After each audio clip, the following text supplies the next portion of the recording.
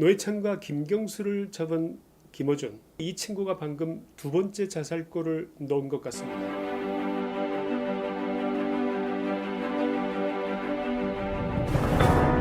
노무현 문재인을 잇는 친문의 적통을 이을 것으로 평가되어지던 김경수 경남지사가 드루킹 댓글 조작 혐의로 대법원에서 징역 2년이 확정된 것이 지난주인데, 엊그제 23일자로 민주당 행동대장 대변인격인 김어준이가 또 하나의 자살골을 넣었습니다. 첫 번째 자살골은 여러분도 아시다시피 2018년 2월 1일 김어준 자신이 진행하는 SBS 김어준의 블랙하우스에서 원하는 댓글을 어떻게 상위에 링크되게 하는가 매크로 시범까지 직접 보여주면서 이런 불법적 행위는 발본색원해야 한다면서 사건을 최초로 터뜨렸습니다. 결국 김어준이 토스한 공을 추미애가 친 것인데, 수사기관에서 관련자를 잡고 보니 민주당의 당원 드루킹 일당과 김경수가 걸려든 것입니다.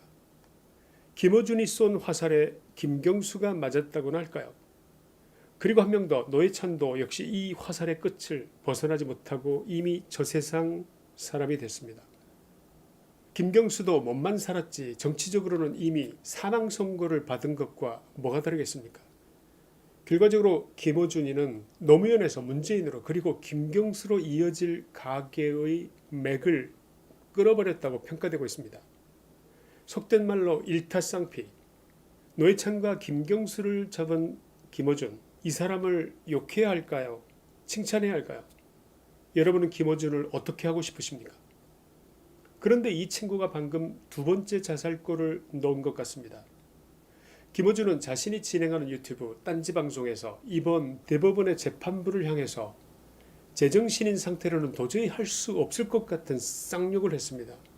육두문자 같은 욕인데, 욕 좀 할 수 있지 뭐 이렇게 생각하는 분이 계실지도 모르지만 그 욕의 내용이 좀 심했습니다.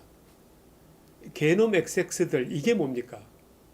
방송인이 말입니다. 시정 잡배게 하는 욕도 아니고 우리나라 최고의 권위를 가진 사법부, 그 중에서도 대법원의 재판부의 한 욕치고는 좀 심했다는 생각이 듭니다.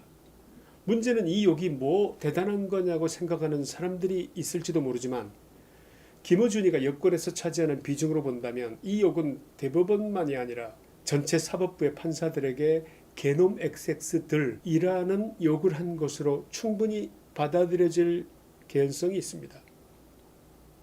원래 이런 말이 있습니다.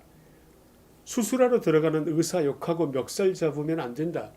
의사도 인간인데 아무래도 수술에 집중이 되겠느냐. 대놓고 판사에게 욕하고 대들면 재판의 결과가 어떻게 나올까요? 징역 1년에 집행유예 2년이 될 것도 실형으로 징역 2년이 될 수도 있지 않겠습니까? 김어준이는 대놓고 판사야, 어디 네 마음대로 해봐, 이 XX야, 이렇게 말한 것과 비슷한 건데, 혹시 일개 개인이라면 그럴 수도 있습니다. 세상에는 늘 약간씩 나사 풀린 사람들이 있게 마련이기 때문에 개인이라면 이런 욕 저런 욕 다 할 수가 있습니다. 그러나 김어준 정도면 여당의 대변인격인 방송인이자 대놓고 여당 감싸는 친여 인사이자 국회의원들조차도 꼼짝 못하는 특급 VVIP로서 누가 봐도 민주당의 간판급 인물 아니겠습니까? 그가 판사들에게 이런 개놈 XX들이라는 욕을 했다? 이것은 판사들 당사자들의 관점에서는 결코 가볍게 받아들여지지 않을 것으로 생각이 됩니다. 어쩌면 작은 말 한마디가 김어준이 아니라 김어준이 대표하는 민주당으로 하여금 판사들 전체를 적으로 돌리는 그런 효과를 가져올 수도 있다는 말씀입니다.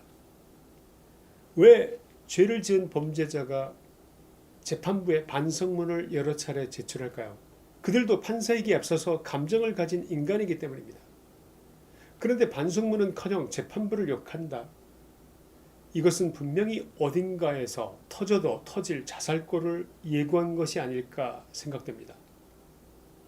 그렇다면 김어준이 이번에 쏜 화살에 누가 맞을까요? 여러 가능성이 있지만 지금 재판이 계속되고 있는 조국 전 장관과 그 가족들에 관한 판결이 유력하다고 생각되는데, 여러분은 누가 그 화살에 맞을 것으로 보시는지 묻고 싶습니다. 어쩌면 김어준의 재판부 모욕은 조국의 재판에도 최소한 어느 정도라도 영향을 끼칠 가능성이 있다고 보이지 않으십니까? 이것이 혹시 김어준의 두 번째 자살골이 되지 않을까 그런 생각이 듭니다. 물론 감정이 아닌 법의 잣대로 판단하는 것이 당연한 판사의 의무이겠습니다만 현실적으로는 지적 수준이 높을수록 자존심도 더 세고 감정도 더 쉽게 상한다는 것이 인간지사 상식적인 얘기 아니겠습니까? 결론입니다. 이번 드루킹과 김경수 사건의 1심 판결에서 김경수를 법원 현장에서 구속시킨 성창호 판사의 이름을 기억해 주시기 바랍니다.